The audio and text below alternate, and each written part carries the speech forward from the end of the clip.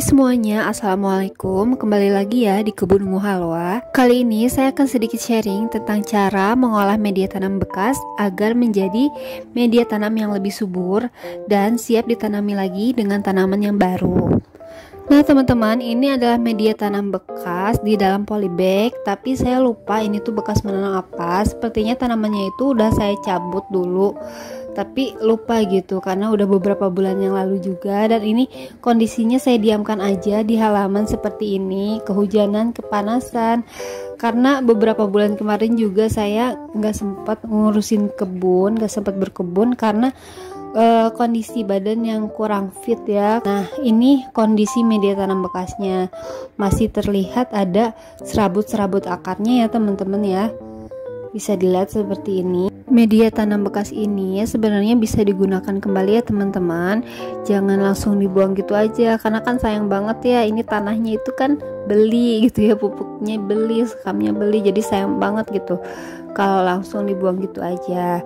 Nah media tanam bekas ini karena bekas pasti nutrisinya sudah hilang ya teman-teman, jadi harus diolah lagi agar mendapatkan tanah atau media tanam yang subur kembali dan bisa ditanami dengan tanaman-tanaman yang baru. Media tanam yang subur itu kan memiliki 4 syarat ya teman-teman.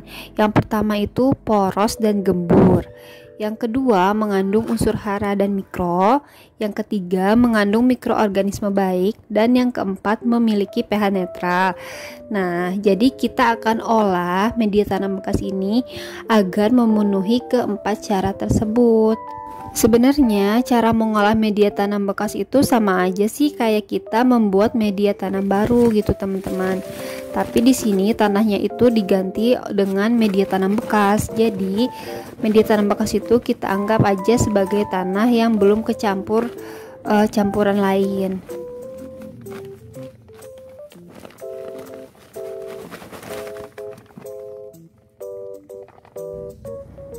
Nah ini kondisi dari media tanam bekasnya ya, bisa dilihat ternyata ada cacing di dalamnya teman-teman.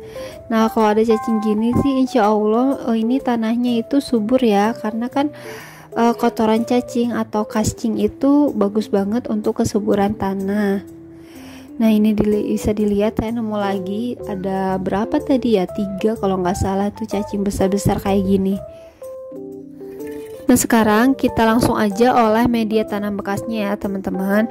Yang pertama yang saya lakukan yaitu membersihkan media tanam bekas dari akar-akar tanaman yang terdahulu, terus juga membersihkan dari gulma-gulmanya. Nah kalau ini bisa dilihat ya, akarnya itu tinggal serabut-serabut tipis kayak gini, kayak benang dan enggak terlalu banyak, jadi saya biarin aja. Kecuali kalau misalkan akarnya itu keras, tebal, nah itu baru kita buang ya teman-teman. Kemudian ini kita kasih dengan pupuk kandang ya. Kalau nggak ada pupuk kandang bisa juga diganti dengan kompos. Kompos atau pupuk kandang ini berfungsi untuk menambah unsur hara lagi gitu, sehingga metan bekas ini bisa layak lagi untuk ditanami tanaman baru. Nah untuk pupuk kandang ini banyaknya itu sama seperti banyaknya media tanam bekas gitu. Jadi perbandingannya 1:1 ya teman-teman. Nah selanjutnya ini kita kasih dengan sekam bakar. Nah sekam bakar itu fungsinya untuk menggemburkan media tanam. Selain itu sekam bakar juga bisa menetralkan pH tanah media tanam bekas yang kemungkinan itu udah asam ya karena penanaman tanaman sebelumnya. Nah untuk banyaknya sekam bakar ini saya kurangin karena saya tadi lihat media tanam bekasnya itu masih gembur ya, masih agak poros karena masih ada sisa-sisa sekam bakar yang terdahulu. Jadi sekam bakar yang saya gunakan ini hanya 3/4-nya aja ya teman-teman dari banyaknya tanah itu atau media tanam bekas. Setelah itu kita aduk-aduk aja sampai tercampur rata semuanya ya teman-teman.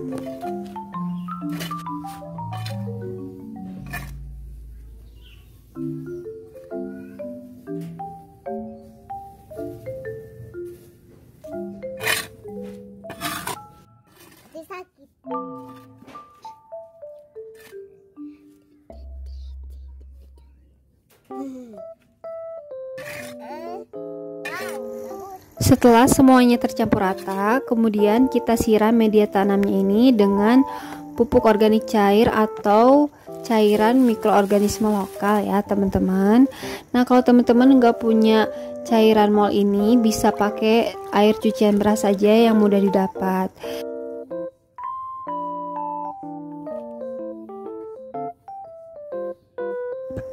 Tujuan dari penyiraman pupuk organik cair atau cairan mol ini tentu saja untuk menambah mikroorganisme baik ke dalam media tanam sehingga media tanamnya akan menjadi lebih subur. Untuk banyaknya bisa disesuaikan aja ya teman-teman, kira-kira sampai media tanamnya itu lembab, jadi tidak terlalu kering dan tidak terlalu basah.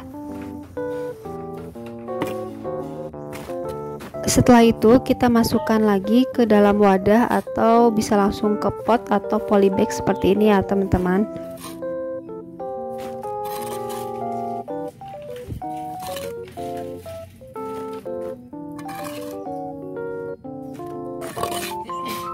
Nah teman-teman, ini media tanam yang sudah diolah, yang sudah jadi.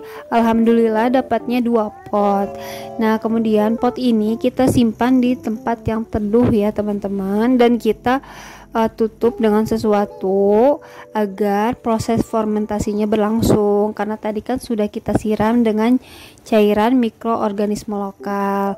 Nah kita diamkan selama 1 minggu agar media tanamnya lebih subur, dan setelah itu baru kita bisa pakai media tanamnya untuk ditanami tanaman. Jadi segini aja video kali ini. Makasih ya teman-teman yang udah nonton sampai akhir. Wassalamualaikum.